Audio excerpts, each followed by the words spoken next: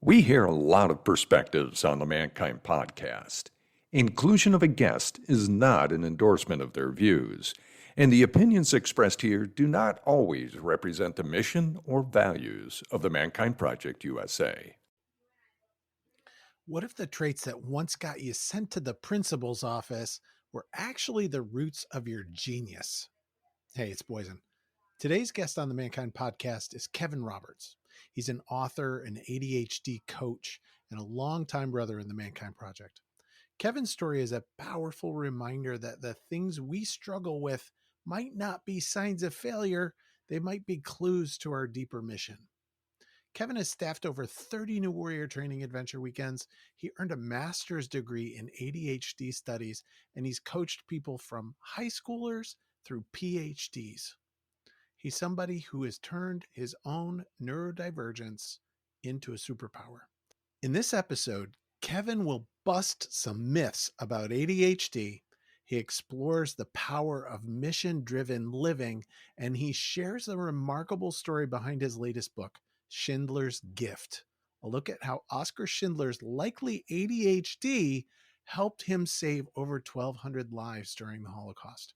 Whether you've been diagnosed, suspect you might be neurodivergent, or love somebody who is, and that's pretty much all of us these days, this conversation will leave you with a deeper understanding, more compassion, and some practical tools for harnessing the gifts inside.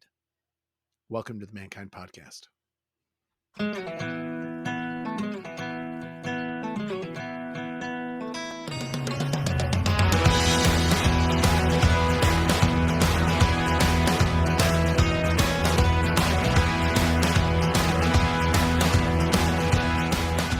Hey everybody, it's Boysen Hodgson. Welcome back to the Mankind Podcast, the show where we set out to prove week on week that there is indeed more than one way to be a man. This week, I'm super excited about the conversation that I'm going to be having with Kevin Roberts. And I'll say a little bit, Kevin Roberts is a Mankind Project guy. He's been around for quite a while. I've been seeing him. I don't think we've ever met in person, but I've been seeing him on social for quite some time and intrigued by his expertise. So Kevin, say hello. Hello, and I did the New Warrior Training Adventure in May of 1994 in Windsor, Detroit. Holy mackerel, you've been around a long 30 years. Yeah. That's incredible. I did not know that. That's staffed like 30 times, staffed in Spanish a couple times, staffed in French once. Even more stuff that I didn't know. So we may touch on some of that and the overlap with Mankind Project and how his work hits the Mankind Project. I think that's cool. Kevin Roberts holds a master's degree in ADHD studies, an individualized degree he created with the guidance of Arthur Robin, PhD of Wayne State University Medical School, in concert with Antioch. Kevin is the author of 4 books, including his most recent title, Schindler's Gifts: How One Man Harnessed ADHD to Change the World. Kevin has coached people with ADHD through high school, college, law school, medical school, and several PhDs, and works with business executives all over the world. A polyglot, Kevin has been interviewed on radio and television in Europe and North America, both for his work on ADHD and for screen addictions. We're going to touch on both of those things. Stick around if you're curious about neurodivergence, ADHD, ADD, all of these things and the gifts that come with them. So the first question, I'm going to go to like the counterpoint, right? And it was a video that you posted talking about history that really got me intrigued to reach out to you because of this whole idea out there in the culture. And I'll just ask the question, is ADHD a fake diagnosis? Well, and I'm going to answer that question. Before I do, let me say that a lot of the work that I do, I don't think I would be doing had I not had those intense years of involvement with the Mankind Project. And, you know, when I was 24 years old, I reached out, I found this brochure, and I reached out to a guy named Bill Kauth. Oh, my God. Who was the developing center coordinator, and I called him about 15 times. I just wanted to make sure this wasn't, a flash in the pan kind of BS sort of thing. And so he talked me into going. So without a lot of that work and without a lot of the guidance and mentoring from the men that I met through that work, I wouldn't have been able to write these books. And you know, when I started writing my book, I was mindful of Bill Couth's book, A Circle of Men, because I got his book. And there was a guy in Chicago named John Everingham who wrote a book called Anthology Men Healing Shame. And John guided and mentored me and was one of my first editors. So I'm thrilled to be on this podcast, because without a lot of the men that I have met over the years, a lot of what I've done professionally and personally would have never materialized. So let me start by expressing my gratitude to MKP. Thank you. Wow, that's awesome. John Everingham was your editor? That's crazy. Yes, John Everingham staffed one of my weekend. Well, no, I think the first time I staffed, he was there, and he was a mentor of mine. And I used to drive to Chicago with my friend Doug Rutley, and he lived in this little carriage house on Lake Michigan, and it was not very well kept. He was he had ADHD too. And I was the one that said, John, maybe we look into getting a diagnosis. And, but we stayed there with him. And, that was a mentoring relationship. And so when I started writing, I would, and John was an old school guy. So he didn't want me to, email him chapters. I had to print them and then FedEx chapter by chapter. John, died, last year, but he was like 92. So, he was an old school guy. So here's maybe the first lesson. First thing is, none of us do it alone. Right. Absolutely not. None of us do it alone. So let's wade in, to that with you said is ADHD fake. And, the thing about it is ADHD is one of the most widely studied mental health conditions, with thousands and thousands and thousands of studies that pretty much line up and show that ADHD is related to differences in the size, shape, structure, functioning, and wave patterns of the brain, and several gene variants, genes widely studied and known to be involved with the brain.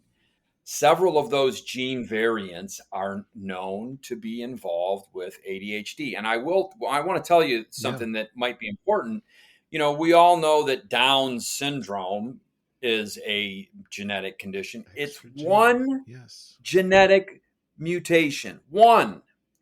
ADHD is not that kind of condition. ADHD is what we call a polygenetic condition involving many genes, likely dozens and dozens and dozens.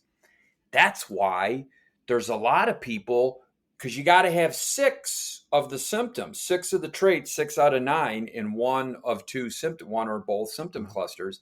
You got to have 6 at least. There's a lot of people that have 3. There's a lot of people that have 4. There's a lot of people that have 5, but you got to have 6. So there's a lot of people who have some of these traits, but the sort of benchmark is, if you get up to 6, that means that this condition is going to cause life impairment. And so, I love going into the nature of the genes, because, a lot of people come up to me, is this a real diagnosis? When I was in school, nobody was called ADHD, and they were called stupid. They were called dumb. They were sent to the principal's office. They received corporal punishment. Even at the tail, I was at the tail end, where if you were one of those kids, usually boys, you would get sent to trade school. Right. That was nowadays it's not considered a punishment, but back in those days that was, he's going, they sent him to vocational training school because he couldn't hack it in the regular school. That's where they sent those guys. My brother, who's 12 years older than me, he simply had most of his class for the first 8 years in Sister Phyllis's office, because the principal was Sister Phyllis. Yeah, because my brother, I mean, I'm on the hyperactive end of the spectrum, but I say my brother doesn't have ADHD. He has WADHD because my brother Dan is really, really out there. And people like this, like when my brother Dan's around, stuff gets broken. It's just the nature. That's how you got WADHD instead of ADHD, because things just seem to get broken around you. But my brother is a great case in point, because my brother is a wonderful person. Right. If last night we had storms, and if my roof leaked and I called him at 5 a.m., he'd come right over and not complain about it, because he happens to love when things are intense and when there's a crisis. So, but he, in spite of a wonderfully intent, he's got wonderful intent. He's a kind person. He's a generous person, but he's got, I would say, these neurologically driven, genetically driven traits. And so that's a long way of saying it. But, gosh, Boysen, I could do a whole show with you where we discussed nothing but gene variants and differences in the size, structure, shape, volume, and wave patterns of the brain. Thank you. That, and going back to, nobody, when I was a kid, nobody talked about that. It just kind of indicates, and I think this is one place in a spectrum of places where it's not that it didn't exist. It's that we just didn't have enough sensitivity in culture or diagnosis or any of those things to be able to say, wow, there's a huge diversity of all kinds of traits that we just used to stuff into boxes and label. That's absolutely true. And I agree with you 100%. I mean, it also applies to autism. We would just, I look back and, there were several, and I'm sure I was kind of uncharitable and mean to some kids, but, there were kids, we just called them weird, and, oh, he's just weird. He's an odd duck. And, we now look back and, those people were probably just on the autism spectrum and not diagnosed, because especially when you get somebody who comes across as, cognitively capable, or even, cognitively above average, then everything must be okay. So those kids especially, were lambasted with uncharitable epithets and nicknames. Right. So, yeah, we start labeling it with kind of epithets. The kind of struggle with social interaction, struggle with emotional cues, struggle with kind of those things. We attribute it to failure, right? We say, oh, well, they're just not disciplined enough to or they're not paying attention enough, or they're not listening, or they're not whatever, instead of recognizing difference. Well, and, that's a very interesting point, because, there were several British physicians at the end of the 1800s, the early 1900s. And the symptoms of what we would now, quickly recognize as the symptoms of ADHD, they were called a failure of moral control, And so, sure. And this is seen in the British education system. It's very common in the German education system that any behavioral deviations from the norm were considered a failure of moral control or a failure of the inculcation of Christian values. And so what was the method to deal with this? Well, it was corporal punishment, or sensory deprivation. You stand in a corner, or you put on the dunce hat. That, by the way, Bill Kauth was the one that taught me that the dunce hat was conical because it was you were supposed to channel the energy of the divine down into your head. That's why the dunce hat was conical. Oh my, wow. Okay. Kauth told me, because I did. You remember that thing that Bill Kauth did, the warrior monk? Yes. Well, I was on the first one, and then I staffed with him, and he taught us that on the warrior monk. Wow. Yeah, Bill taught me a lot of stuff. Bill taught you a lot of stuff. Bill's taught me a lot of stuff too. Thank you. So back to ADHD, 6 out of 9. So we're going to be testing your polyglot skills here, I think. What are the traits that we look for in diagnosis these days? Okay, now, boy, I didn't know you were going to make me list all 18. You don't have to list all. 18. There are 18 different. Well, because there's 2 symptom clusters. I feel like Sister Frances Cabrini is going to come on the screen any minute and chide me. That's 4th grade. She taught me the prepositions. I'll never forget. At, around, above. So, well, let's go into some of these. Yes. Okay. So, first of all, one of the sort of buzz expressions nowadays is people like to talk about executive functions. Right. And if you think about it, I mean, we all know what, we know that the chief executive of a corporation, is the person. I used to say the president of the United States, but we're not going to go there at this point. But the chief executive officer of a corporation, that's a person that makes sure everything happens. The chief executive officer makes sure that the company has a plan and that the company has a time frame when they're going to execute certain functions. Right. That the right people are in the right job. These sorts of things. So if you think about that in the chief executive officer paradigm, then these executive functions, which are housed in what we call the prefrontal cortex of the brain. So if we kind of go to this part of the brain, it's called the prefrontal cortex, or the PFC, if you will. I wrote a rap song about the PFC. I'm not going to sing it for you now, but the PFC this is the part of the brain that doesn't really function very well. So what are these executive functions? Well, one of them is, a lot of times people with ADHD will be able to hyper focus. Now, I've had 4 books published, and I've got another 2 that will be coming out later this summer. And people are like, well, God, if you got ADHD stuff going on, how do you, manage to finish a book? Well, it's because I hyper focus.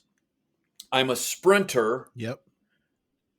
And I sprint, and what I've managed to do is I sprint, and when I sputter out, I find ways eventually of getting back to it. But I work in massive flurries of activity, and then I eventually run out of steam. But what I've managed to do, and I have friends that help me with this, is I've managed to continue persisting. But what that gets to is it's a type of attention. So ADHD people can hyperfocus, but they struggle with singular focus on activities of what we call low salience. Okay. SALIENC. It's a wonderful word. I spell it for the audience because a lot of people haven't heard of it. So it basically means low intensity. So that would be balance. Nobody balances their checkbook like they used to, but be checkbook balancing, paying your tax, doing your taxes, keeping track of receipts, taking notes during English class on The Great Gatsby, or like a young man I dealt with yesterday on women writers of the Harlem Renaissance. He didn't have any notes to study. I said, why? He's like, I just couldn't pay attention.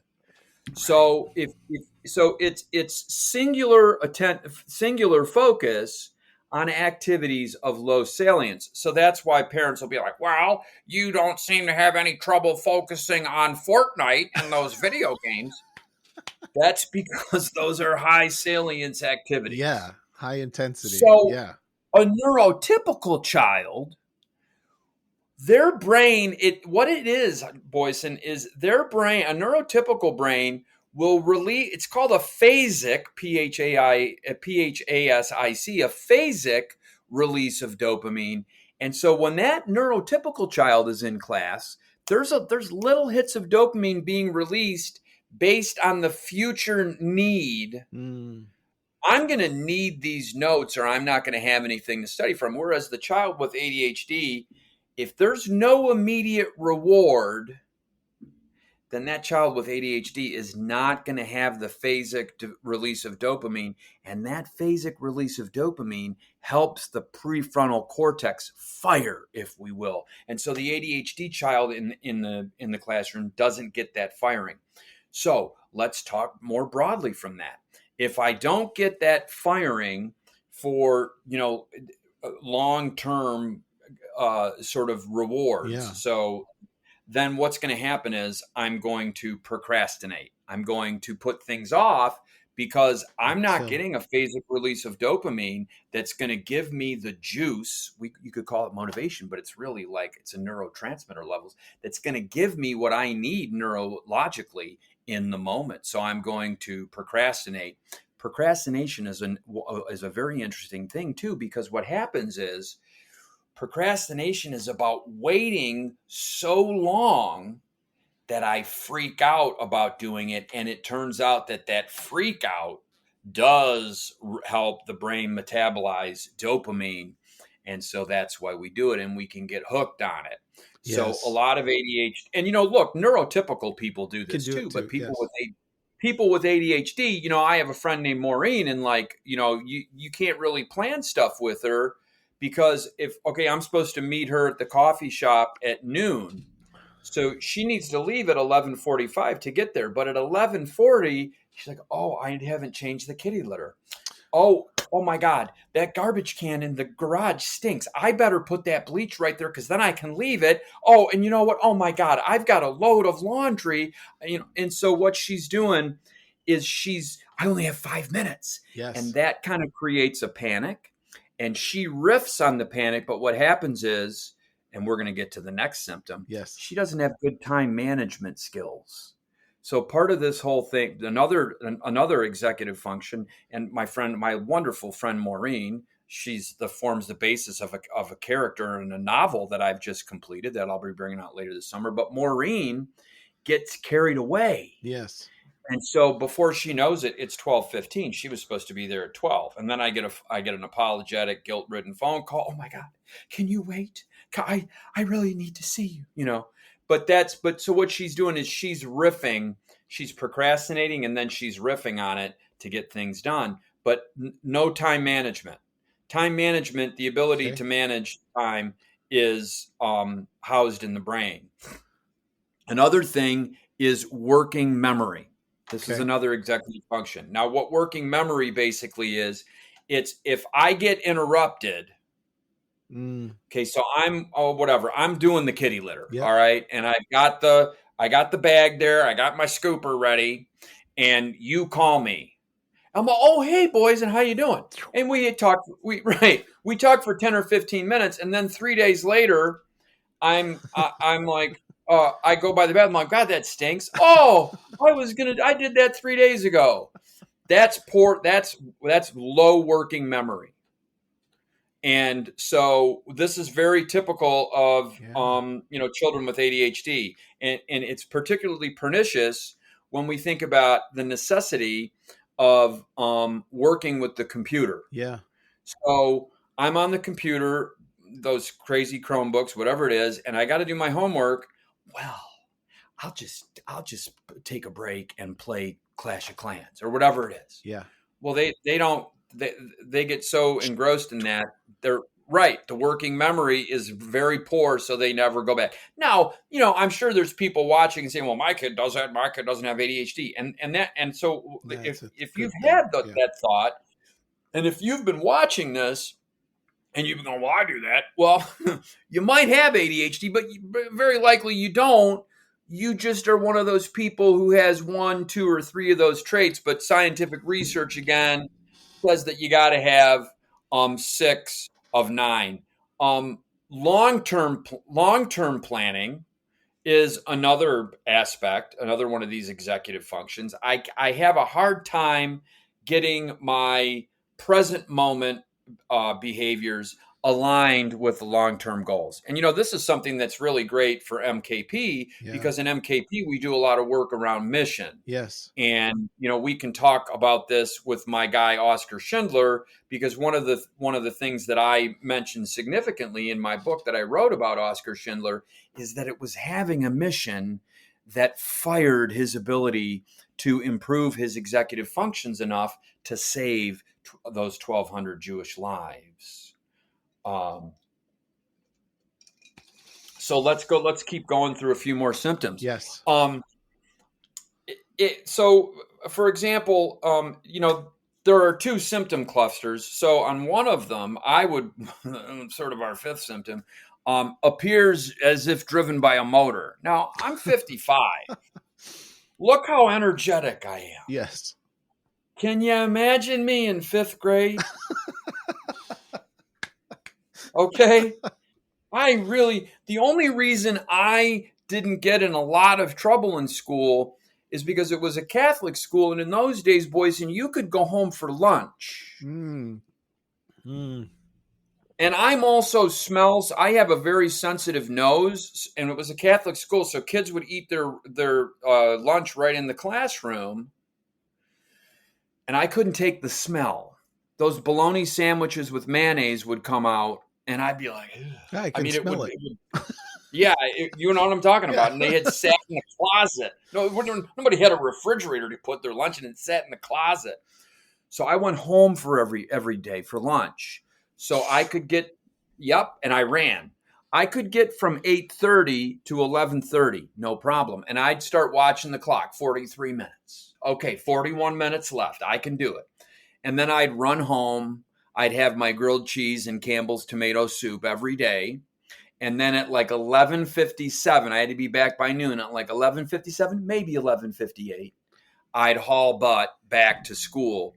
And then I could get through to 2:30 because I had that break of intense physical activity. And I got the heck out of the school. Yes. Because being in school, to me, it felt wrong. It felt wrong from very early on.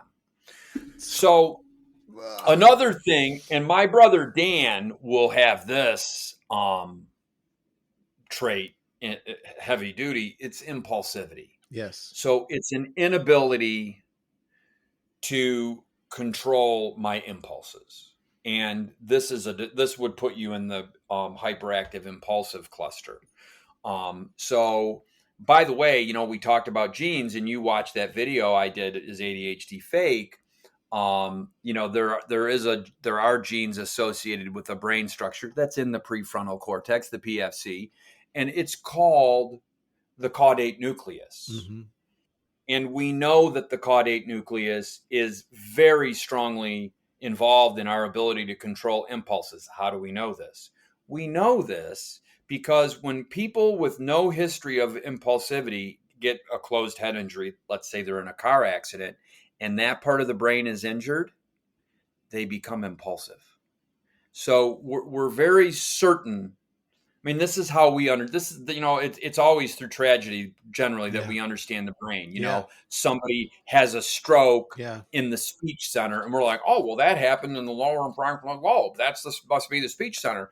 Well, that's what happens with the caudate nucleus. Now, here's the crazy thing. Variant genes, they're called alleles. Alleles, A-L-L-E-L-E, alleles, variants of genes that are associated with the caudate nucleus are incredibly common in people with ADHD. And as well, now this is mostly done with boys because, of course, most of the studies are done with boys. We're still trying to get the girls caught up because girls usually get social skills and so have better social skills and social cues. So girls are less likely to get diagnosed with ADHD. But in boys with ADHD, when we do brain scans, functional MRI, and all sorts of different scans, what we notice is that the right side and the right caudate nucleus and the left caudate nucleus are often asymmetrical. They're shaped differently. Now, what we know from brain research is that because the brain has these there's the left side and the right side, but they have parallel structures. Yep. So what we know from brain research is when there are differences in the size and shape between right and left, that is the harbinger of dysfunction. Something's not quite working right. And that's rather common in boys with ADHD. So there again, that's another symptom. And that symptom is rooted in the brain. Absolutely. What's up, everyone? Brandon here. And, I grew up thinking hustle was the only way. I had to push through, grind, burn myself out, rinse and repeat, but now I know better. These days I'm chasing flow, that steady energy, sharp mind, calm focus. That's why I start every morning with Magic Mind. It's not an energy drink, it is a mental performance shot built to keep me level and productive all day. No crash. You can get your hands on Magic Mind when you go to magicmind.com/mankind50 and use code mankind50 for up to 48% off. When you support our sponsors, you support our show, and trust me, you will not regret it when you get your hands on this stuff. This is so good. And as you were talking about being a kid and doing the thing, and it's another one of those places where, well, why when I was a kid there weren't diagnoses like this. Middle of the day, and where I grew up, there was outdoor time. There was out on the playground time. It was release. We had like an hour or whatever it was, 45 minutes. We're just like blasting around, running around the playground, doing all of those things. So there were like built-in reset points in the educational system that don't even exist now. No. Like we don't do that anymore. No, I mean, kids have some playtime, but depending on the school, I mean, it's very structured, and they're just not getting enough physical activity. That's for absolute sure. So, and then, of course, I don't want to veer too far afield, but I will say that, smartphones and the dependence on screens and the dependence on computers and the dependence on tablets, this is creating a situation where teachers are having a hard time engaging kids. Kids are disengaged. And in fact, I just saw, I believe it was from the Brookings Institute. I just saw a study that they put out that 2/3 of school-age children are disengaged and 1/3 are engaged. And so I think that, so so first of all, I mean, it's kind of like one of those things. If neurotypical children have a cold, then the ADHDers or the children on the autism spectrum have the flu. If there's something that's causing problems for the neurotypical children, the children with ADHD, for example, are going to have a much more negative impact. And I think this is particularly true of this feature of our education system, that students are not engaged. 1/3 of them still are, but I mean, I know situations where 10-year-olds have figured out how to use AI. There's a boy whose mother, I'm working with the mom and the family, and his reading level is just really bad, but he's getting all of his reading assignments done. It's this thing called iReady, and it's on the computer, and he's so smart with computers, he's figured out how he's using we can't figure out what site he's using yet, but we got him to admit he's using some site, and the site basically is doing his assignments for him because he doesn't like to do his iReady. I mean, and this is becoming increasingly common. Kids have cell phones, right? And you'll hear kids say things like, "Oh, well, I'm waiting for Jimmy to message me about the homework." Well, you know what the message is? It's the homework. It's not a message about the homework. It's the actual homework, because some kid is doing it and then he's dumb enough to take a picture of it or whatever, and then everybody's copying. And they're so good that they change a little bit. They're very cunning and they're very sophisticated nowadays. So I'm just, I know this is a little bit of apart, but because of this increasing reliance on technology, the ADHD kids are particularly gifted at evasion and deception. Not all of them, but many of them, because of the nature of having the finger pointed at you, something's wrong with you, you're not measuring up. It can, in certain children, lead to, a giftedness with evasion and lying, like my boy Oskar Schindler. And the ADHD children are particularly adept at using AI and technology to shirk their responsibilities around school, and they're not really learning anything. And by the way, I don't know if you knew this, but kids don't read. You know what assigning The Great Gatsby in 11th grade means? It means they're going to go to Chat GPT and they're like, give me 10-sentence summary and the most important facts of chapters 1 through 5 in The Great Gatsby. And then they'll do that. They might do, and they'll look at that. And, unless you got a really smart teacher, they're not going to get caught. So there's a part of me that jumps right into, so we started off where ADHD is ADHD fake no diagnosis, some of the characteristics. Many of us will have, a handful. So we'll have 3 of those characteristics of the 9, and then when we get to 6, we have the actual flag that goes up to say, okay, here's an ADHD diagnosis. And it's easy for me to catastrophize based on what you are saying just now. Uh-oh. Like here we are in a time when children are no longer learning, children don't read, children are just learning how to, game the system using any kind of things that they're doing. So maybe it's a question like, so what do we do now? Well, and I'm sorry if I, veered off topic there. That is a feature of ADHD, by the way. Well, I do, to that point, I do think we need to rethink how we educate children. And, for example, I have several friends I have 2 good friends who are 7th grade English teachers, language art. Yeah, they do socialized language arts. Yep. Well, we've been talking, for like a year. And one of the things that both of them do is they make their kids read right in class. They have reading time. And, people stop doing that, but they have reading time right in class. And they're giving like comprehension quizzes, and they're giving out prizes for comprehension. And I think that we're, to some extent, we are going to have to go back to some more old school modalities because, here's the thing.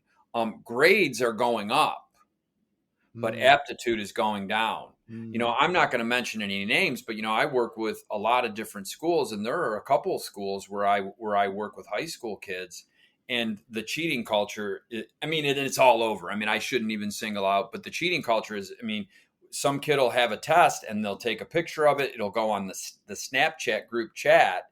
Everybody gets it, and then it disappears by the end of the day. So there's no record of it. This happens all over America. And so I just, my gosh, we have, we want to, keep our country great and keep our country, being a leader in the world. We're not going to be able to do that if we don't, figure out a way to educate kids. One of the things I'm doing is I'm running reading groups this summer. We're going to launch it this coming week, where kids are going to come over late July, early August. I'm going to have 2.5-hour sessions, and we're going to read. And then we're going to come up with each kid's going to get a plan. How many pages are you going to read between now and next Wednesday, whatever. And then we're going to text. How's that going? Are you doing it? Now, we can't guarantee that they're going to read between sessions, but at least they'll read when they're there, and they'll be getting encouragement to do that. So I'm going to start doing, I am doing this because I think the kids who can actually read and who can actually make it through books are going to have more well-developed brains and have better critical thinking skills. Yeah. And that to me is like, great. So if we learn how to use AI, learn how to use all the incredible technology out there to help us write that 800 lines of code that needs to be written, or to help us do that draft that needs to be done.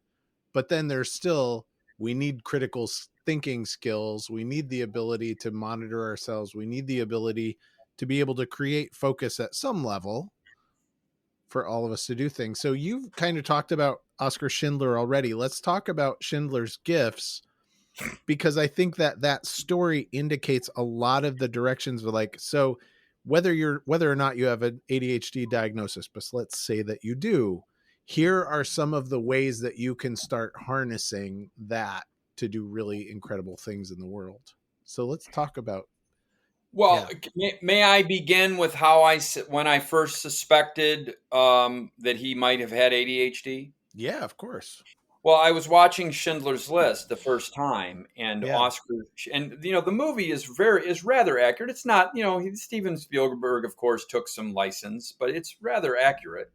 And there was this scene where Oskar Schindler goes to the Judenrat, and the Judenrat was the Jewish council that the Nazis used to administer their orders.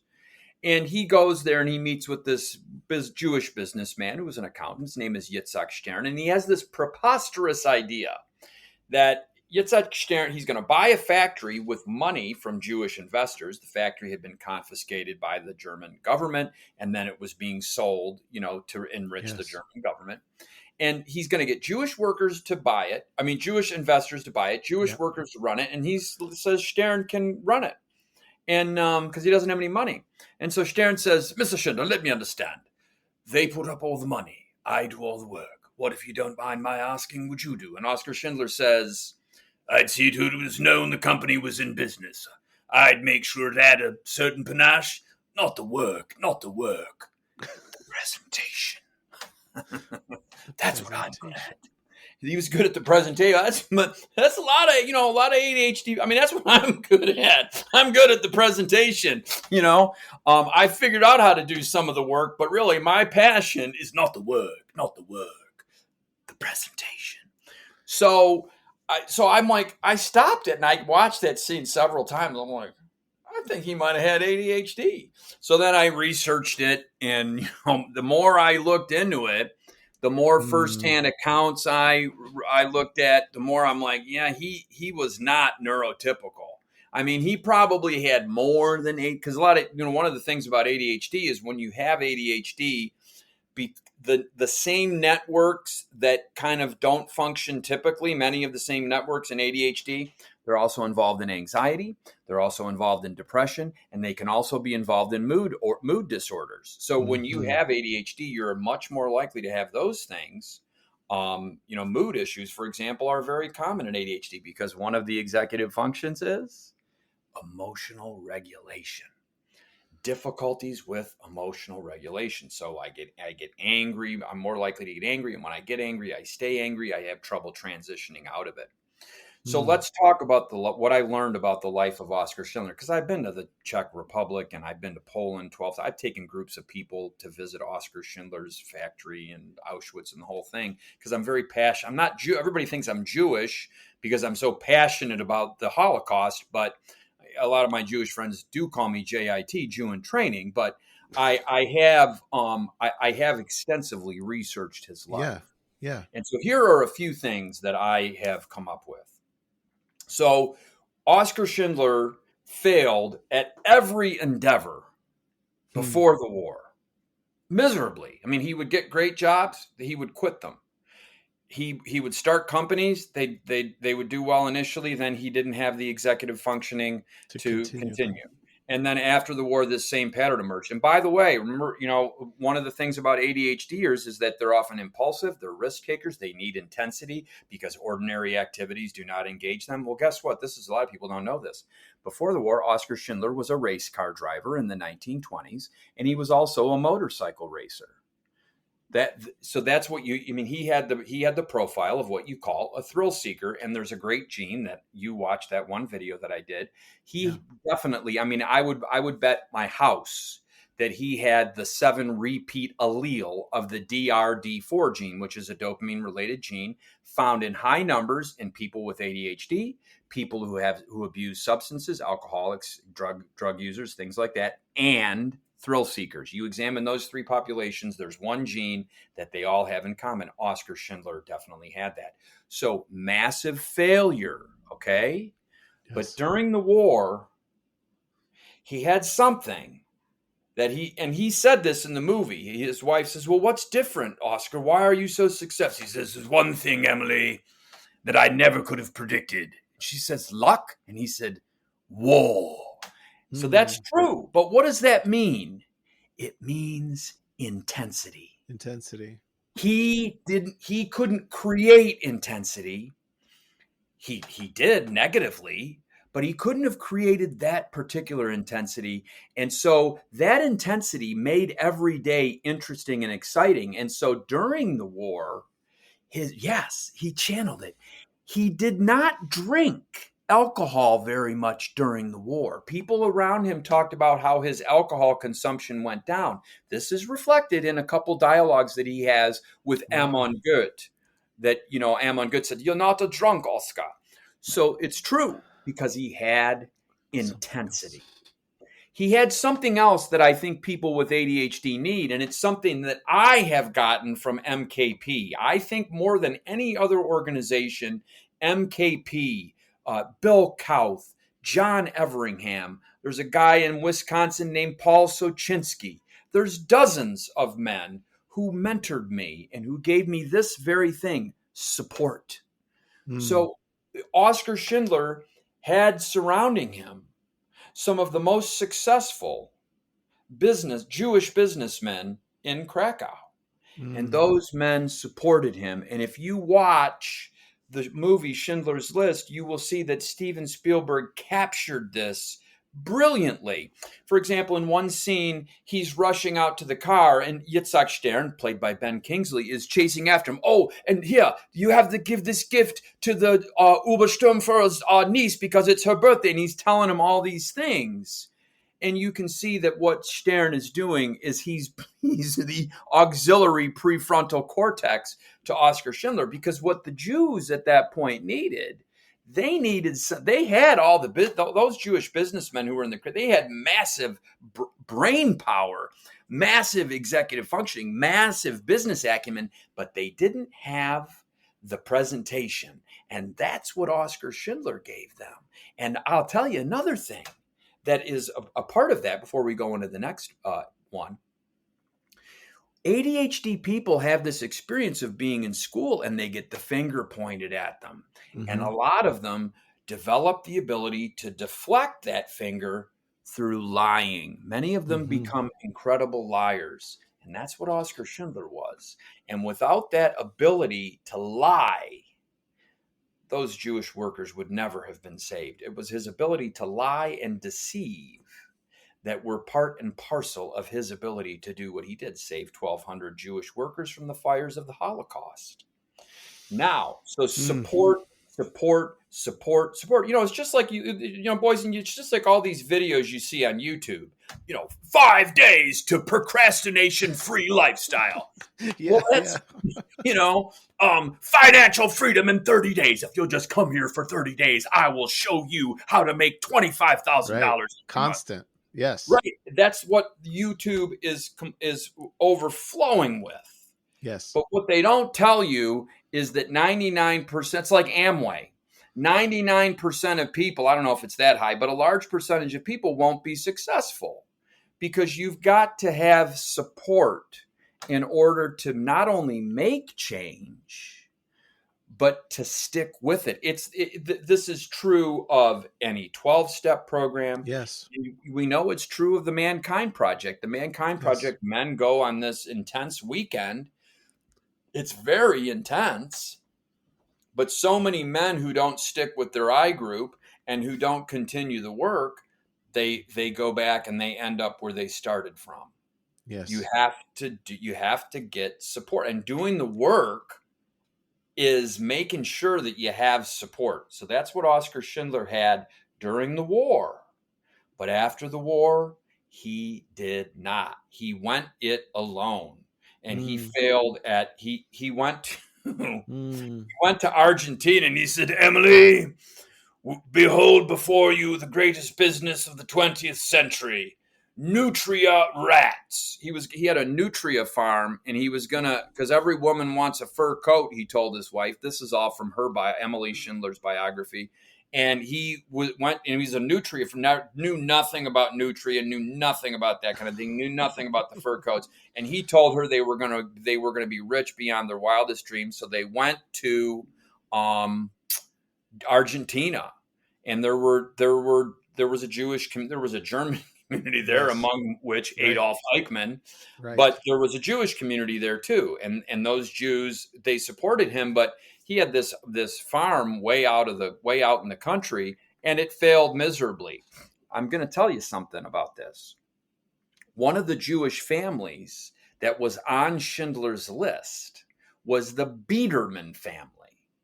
Now, the Biederman family gave birth to a little boy in the late 40s whose name was Joseph Biederman. And Joseph Biederman knew Oskar Schindler as a child. Joseph Biederman just died 2 years ago, but he was the head psychiatrist at Massachusetts General. And he was the world's foremost expert in ADHD. And I actually met with him before I came out with this book. I spoke Spanish with him. I was there in his office for 2 hours. He just loved this story. And at first he didn't believe it. He's like, well, how could he be such, so I convinced him. But I just thought, wow, here's this guy, this neurodivergent guy, Oskar Schindler, saved Joseph Biederman's parents. They were on Schindler's list, by the way. And then they go on to give birth to this boy he's the greatest ADHD researcher ever. He's the most widely published researcher on ADHD. So that's a little side story. But to suffice it to say that the Biedermans and many other Jewish families tried to support Oskar Schindler, but people close to Schindler talked about how he had this go it alone, I'm going to do it on my own. And maybe that was rooted in some sort of insecurity that he knew that he had only succeeded during the war because of the support by men like Itzhak Stern and another Jewish businessman, Abraham Bankir. We're not going to get into him. So support. So let me move on to the next one. I know we're running out of time. This one you're going to love. And this one, I would never have really figured this out if it wasn't for MKP and maybe Rick Bronick. I don't know if you know Rick, but I did a lot of mission work with Rick. And it's mission. Oskar Schindler was a man on a mission. People who were close to him, even his wife, Emily Schindler, said that when he got up in the morning, especially in the last year and a half of the war, every day was, what do I have to do to help my workers? What do I have to do to save these Jews? Here, this hedonistic, wild partier, drinker guy, womanizer. He's a womanizer, no doubt about it. Sorry, he is. He turned with this mission, and this mission, which he obviously completed to save his workers, all those other addictive behaviors diminished significantly while he was on this mission. But, the problem is he went after the war. So that mission drove him. He had a mission of purpose. His mission was to save human beings. And that roused his brain. And he was able to, as you brought up with your hand motion a little while ago, channel his power into that pursuit. But you see, he should have gone to work for the Red Cross or the World Health Organization or a refugee organization. He would have been brilliant if he had continued in sort of a humanitarian mission. But when he just tried to make money, his heart was not in it. And he failed at every business. In fact, the last several years of his life, if it hadn't been for those Jewish people that he saved sending him money every month, he would have died destitute. Woo! So we're gonna end the conversation by focusing in. So this was the three big things, right? So put yourself into a place where there is some intensity, because the intensity is going to help you focus. Put yourself into a place where there is support and there is a structure around it, that you have bumpers, right? You have bumpers to keep you moving. That's right. And have a mission and keep the mission in focus. And as long as you're working with those things. Those are the three most important lessons of Oskar Schindler's life. And without those three things, there would be, I think now it's about 13,000 fewer people in the world. And all those people are Jewish. So pretty powerful. Let's go back to kids. So you work with a lot of kids in a lot of schools in different places. And something that you touched on in our first conversation that I just thought was really powerful. It's the singer, not the song. Yeah, well, this is of course, that goes back to Oskar Schindler, because there was something about Itzhak Stern. He understood Oskar Schindler in a very deep way, and he was able to get Oskar Schindler to do things that other people were not capable of doing or did not succeed in doing. So yes, listen, you will hear this over and over again from young people with ADHD. Last year, Jimmy hated language arts because of Miss Crabtree. But this year, with Mrs. Johnson, he loves language arts. It's his favorite subject. He's getting A's on all the tests. And there's something about ADHD kids. Well, I'll tell you what it is. ADHD people are not intrinsically motivated for the most part. They're extrinsically motivated. And what that means is, now you're old enough to know, a lot of people don't know this anymore.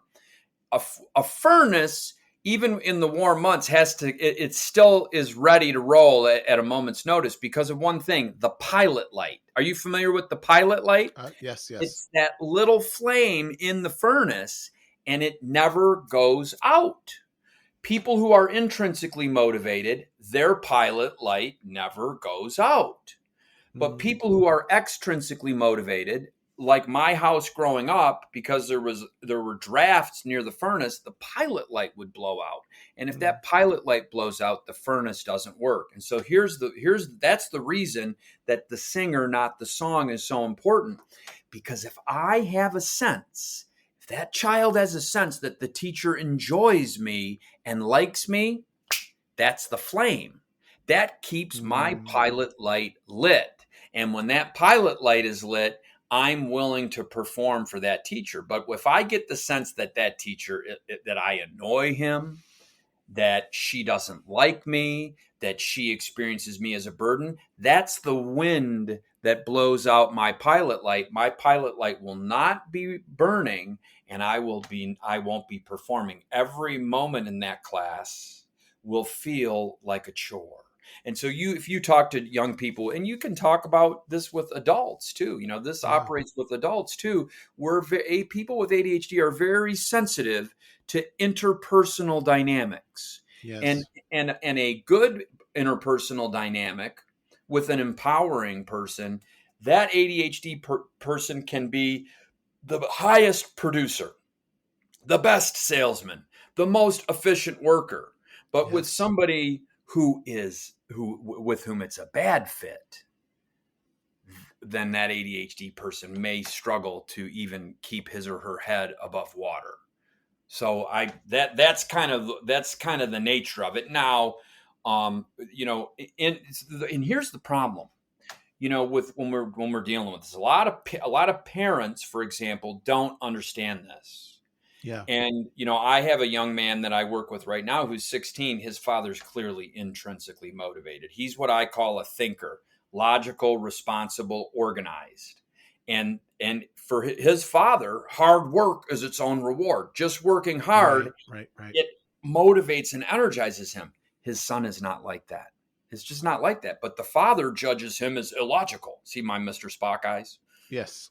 That's a Mr. Spock eye. It's illogical, Jim. But the father judges him as illogical. The son picks up on that message. And so now at 16 years old, the son thinks there's something wrong with him. He's now internalized, something's wrong with me. Yes. And so it's so crucial to understand it's the singer, not the song. And to say, is my child intrinsically motivated or extrinsically motivated? And if your child is extrinsically motivated, then you've got to find ways of motivating your child. You got to have a dialogue. You got to have an ongoing dialogue, ongoing communication, because you have to help your child understand that about him or herself. Because sure, in the long run, your child is going to have to learn how to motivate him or herself. And part of that could be going back to the life of Oskar Schindler, making sure that I have a good supply of positive intensity, making sure that I have support. And I know we don't talk about this with kids, having a mission. Kids need missions too. Why are you doing this? What do you want to do? What's your long-term goal? We have to start having those. So what, it's wonderful that you brought in the singer, not the song, because it goes right back to the life of Oskar Schindler. I just figured that out in this moment, by the way. So thanks for that. You're welcome. Kevin, I think that, so we're at the top of an hour, and I think that I want to bring you back to continue the conversation and keep diving even deeper. But I've gotten such I've gotten such a lot of just reinforcement of some very simple things in this. Right. And so for me, I can bring more compassion to the kids that are in my world, including my own kids, around intrinsic and extrinsic motivation. And I can also look around at the adults that I know are in my sphere to say, okay, how can I be the flame that helps keep the pilot light lit? How can I be the bumper of support that keeps them on task for things? And how can I refocus people into mission? So what are you doing?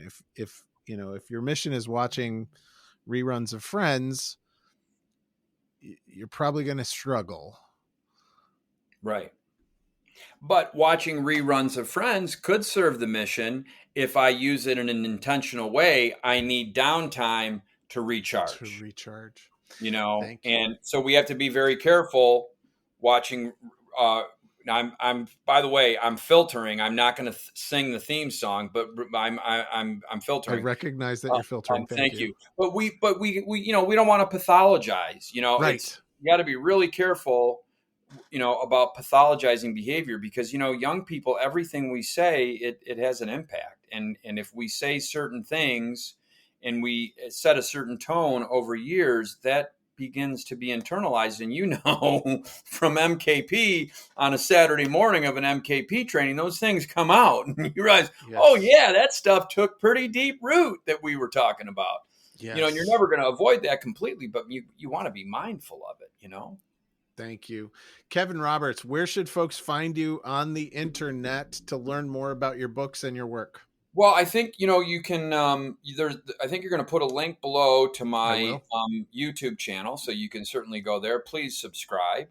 By the way, I've got a great guy who's supporting me on the YouTube channel, and without having a great guy, his name is Henry, who supports me, I wouldn't have that YouTube channel, because like Oskar Schindler, I'm good at the presentation, but I'm not good at the back channel editing. I just don't. I'm good at writing. I'm good at speaking, but I'm not that back channel detail-oriented editing. I got a great guy doing that, so it's a support. So go to the YouTube channel. I think you're going to put a link where people can email me. If you're an MKP guy and you email me, tell me where you did your weekend and when you did it. I'd love to know that, and we can certainly have a discussion. You can get my books on Amazon: Cyber Junkie, Escape the Gaming and Internet Trap; Schindler's Gift, How One Man Harnessed ADHD. But I'd love to hear from anybody. And if you like, by the way, I've got a free ebook called Get Off That Game Now, The Essential Family Guide to Healthy Screen Behavior. If you send me a message, that's what it's called. It's got a mom with a megaphone blowing her kids. You'll see, you got the thumbnail for it. But if you want, I'll send you a free copy of that. Just tell me you're an MKP guy. I'll send you a link for a free copy of that. And that will help you do a digital detox. And, I have to say, the one thing that you kind of made me realize today is that a lot of what I do in the world, a lot of what I talked about in the book Schindler's Gift, all that stuff beautifully dovetails with my work with MKP. I mean, it's very simple. It's all really the same stuff when it comes right down to it. Yes. Yeah. Very simple. Not always easy. No. Well, no, of course not. Thank you for being with me. My pleasure. I loved it. I wish we could do another hour. We will do another hour. All right. Well, you just let me know. I'll come back. All right. Thanks, Kevin. Hey, thank you. Have a great day, everybody. This has been the Mankind Podcast, produced in association with the Mankind Project USA. And of course, I want to thank you, the listener, because through your attention and your support, you make it a heck of a lot easier for us to let men out there in the world know that they are not alone and that there is more than one way to be a man. And if you've been enjoying the music throughout this episode and all of our episodes, check out Jim, Donovan, and the Sun King Warriors. I have links to them in the show notes. Now, the fee for this episode is simple. If you found gold and insights that you believe could benefit your loved ones and those you care about, be sure to share it with them. And of course, remember that life doesn't happen to us, it happens for us, so long as we rip the pen out of fate's hand and become the author of our own story. So my friend, pick up the pen and we'll see you next week. Lots of love.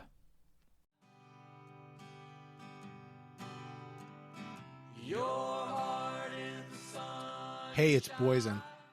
On the Mankind podcast, we've brought some incredible guests on to talk about the importance of doing the work to improve our mental and emotional health. And here's the truth. Multiple times over the last 25 years, I've had the help of one-on-one work with some amazing therapists. For me, for my wife, for both of us as adoptive parents, and for our kids. The Mankind Project and Men's Group, though awesome, are not a substitute for professional mental health support. And so I'm thrilled that the Mankind Podcast now has BetterHelp as a sponsor for the show. BetterHelp works online. It asks you what you're working on and then matches you for live one-on-one sessions with a licensed therapist, someone trained to work with you, listen, and offer helpful insights. I'm using BetterHelp. It's super easy, and I like what I'm getting. If getting one-on-one support in the comfort of your own space feels like a good direction for you, I invite you to check it out. Go to the link in the show notes or betterhelp.com/mankind. And if you sign up, you'll get 10% off your first month of therapy.